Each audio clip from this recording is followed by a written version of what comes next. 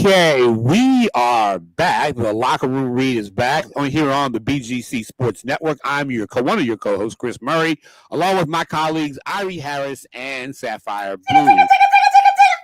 We got a lot to talk about, including the NBA Finals. But before we do all that, we got to do what Kumo D says: pay the bills and everything. So we got to go do it. Okay, so are you looking for a relaxing getaway where you can play all day and escape the tedious grind of life?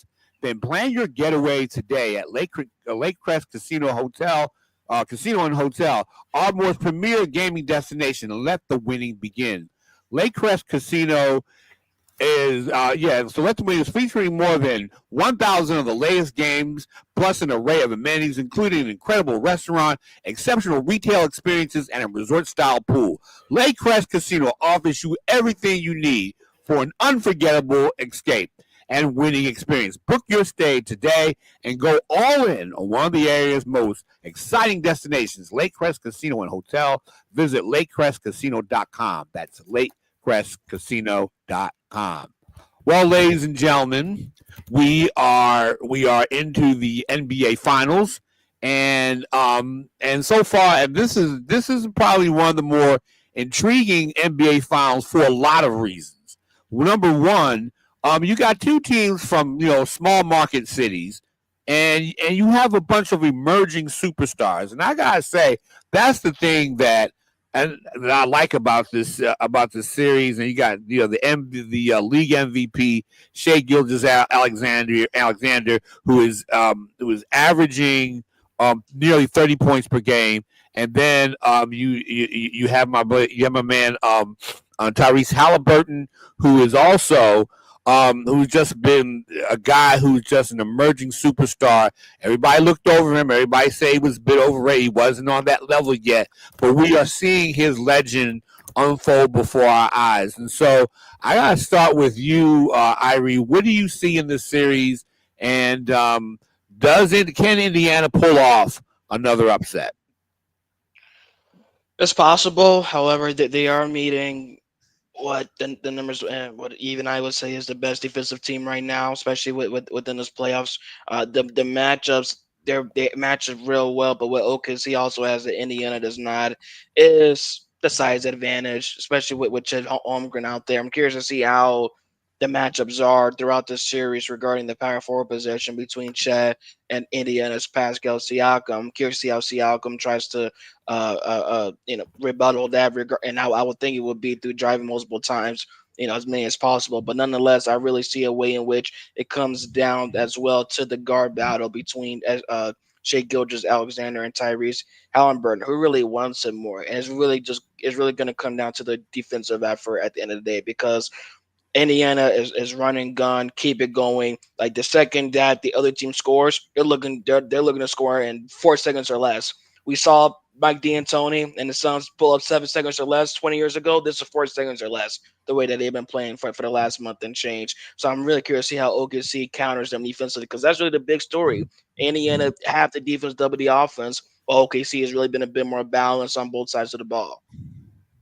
Saphyr, what are your thoughts about that? I mean, of course, YG brought it home. He spread it like mayonnaise. I totally agree with everything he said. I mean, like football, I think defense wins games. And I think that's what makes kind of the Halliburton-Dort matchup kind of interesting to watch over the length of the series. Also, you got Siakam and his post-up ability, right? That's right.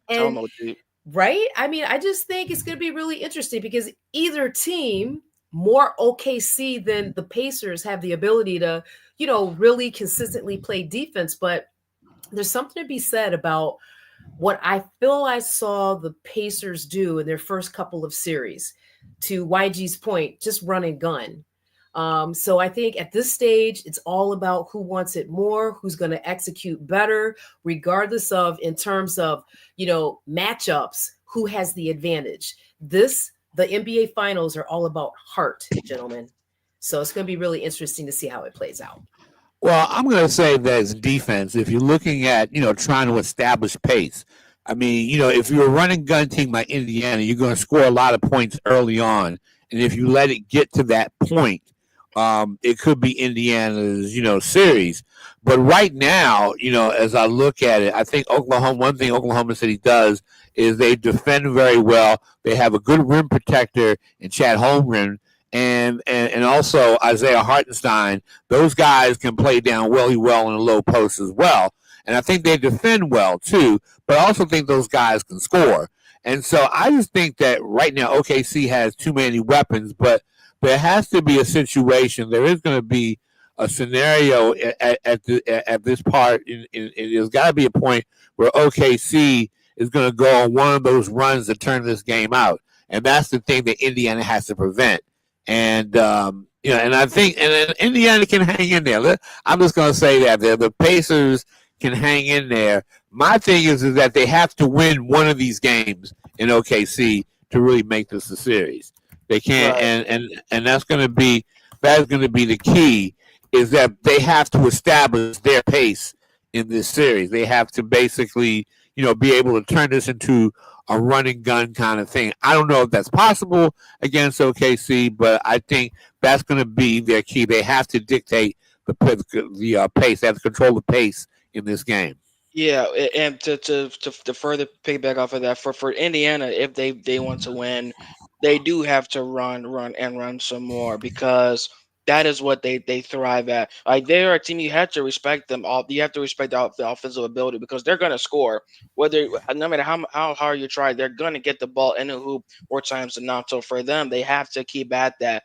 Defensively, though, they have to do more than just the full court pressure, because you don't see that. You really haven't seen that at all from them in the regular season. Even going back to last season, you only saw them apply pressure come playoff time, and they've done the same thing this playoff so far. And I want to say, correct me if I'm wrong, but for the first time in that Game 6, that close out Game 6 win over the Knicks in the Eastern Conference Finals, for the first time the entire playoffs, I saw them apply a trap. Once the Knicks came across half court, they applied the trap at certain points, certain marks on the court, and that's what led to numerous turnovers and really, changing the pace and holding it on their own. So they're really going to do a lot more defensively than just applying pressure, because that won't be enough against a team like OKC that it likes to use all 5 guys before putting up their first shot attempt. And to your point, I agree everything you said, but you said all 5 guys. That's the other thing that I think differentiates the Pacers. They have a deeper bench. I like that. Right? Right. Yep. Right. So it's like, look, it's game 1. OKC's hyped up. They're playing in front of their home crowd. They've had a nice little several days off. This is a series, right? And I think one of the things that the Pacers showed me was, especially in that Knicks series, that they recognized what their deficiencies were, and they quickly addressed them. And to Chris's point, listen, Pacers went to New York, they went to Cleveland, and they stole games away in the NBA, the finals, going to the finals. So to me, this is not new for them, and they're seasoned in that way. So I just think, again, it all of these little dramatic innuendos make for a really exciting series. And I will also say this is also the advent of the international player. And I think from a brand perspective, I'm optimistic that this series will get very high ratings because of that as well. Wow. Well, like I said, I just don't want people to poo-poo this series because it's not LA or New York or Miami. I mean, you got, like I said, the next generation of superstars in this league. Yep. And that's the one thing that, I don't want to hear. I don't want to, please, no more discussions of LeBron, greatest Jordan. I mean, please keep that out.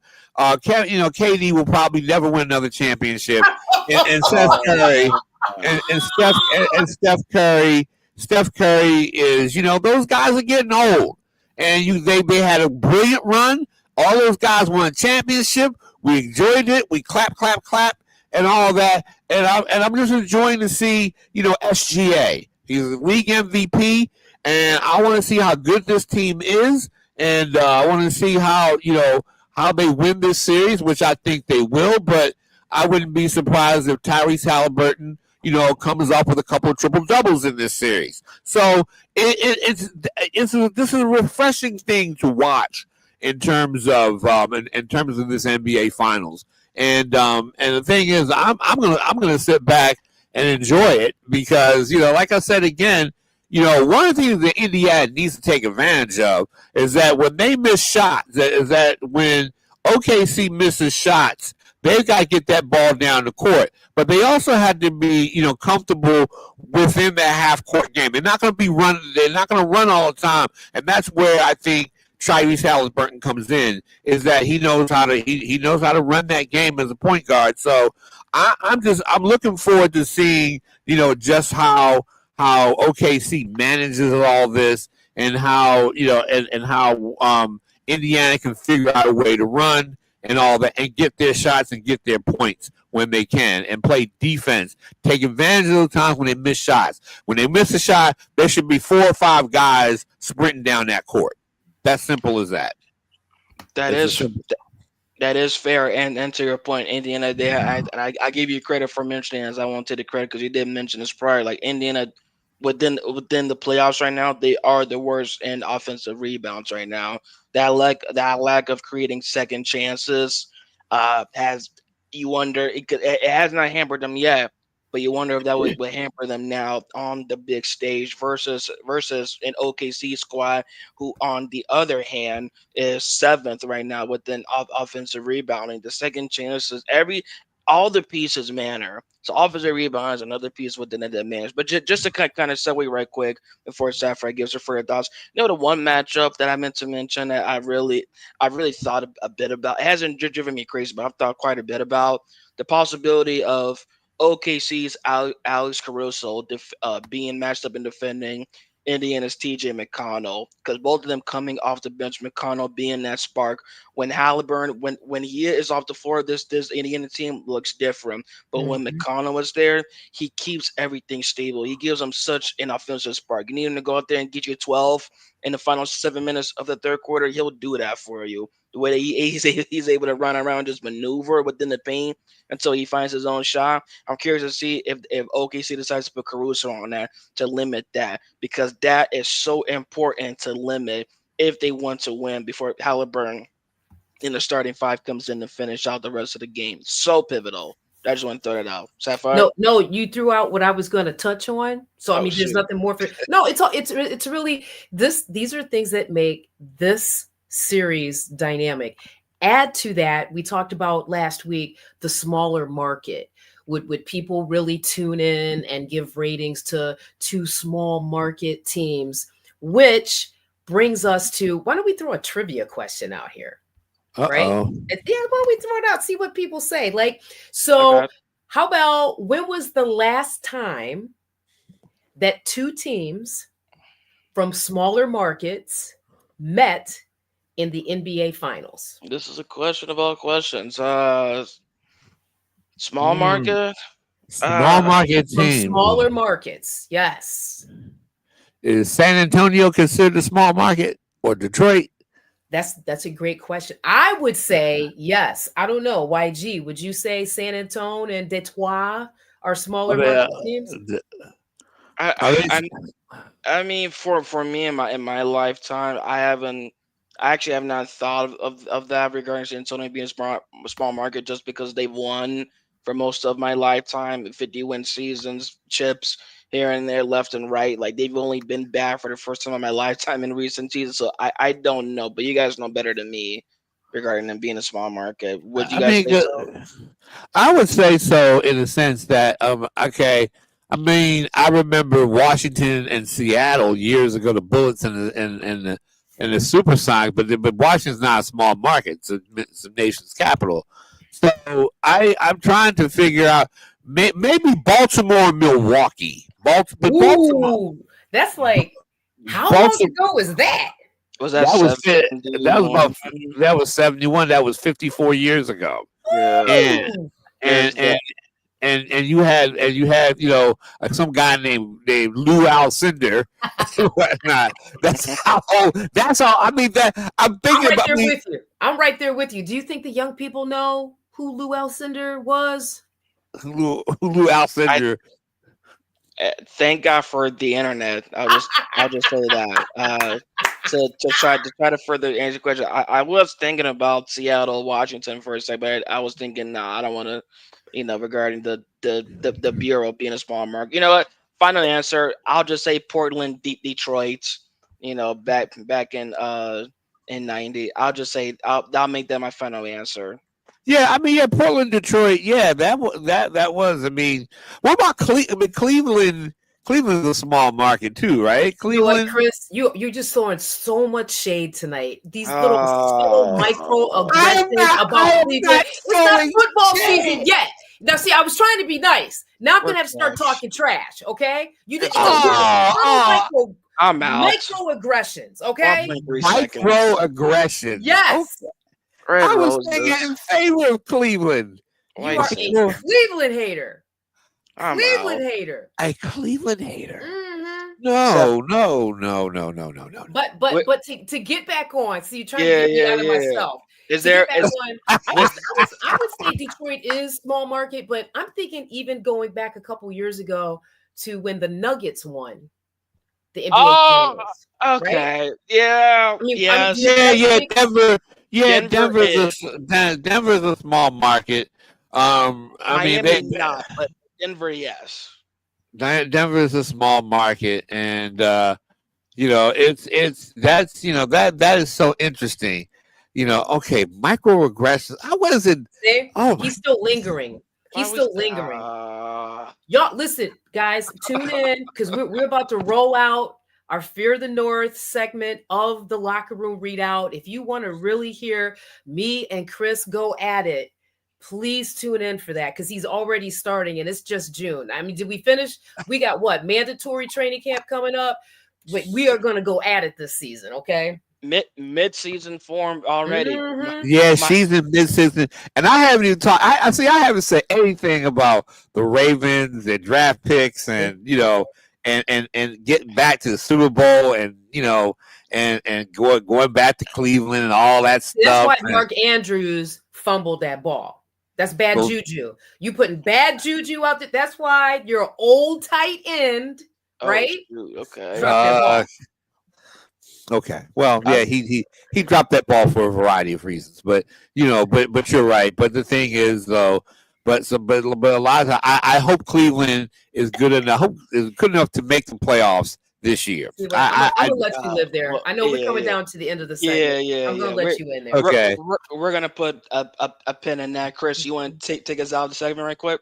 Yes. Okay, ladies and gentlemen, you are listening to the Locker Room Readout on the BGC Sports Network.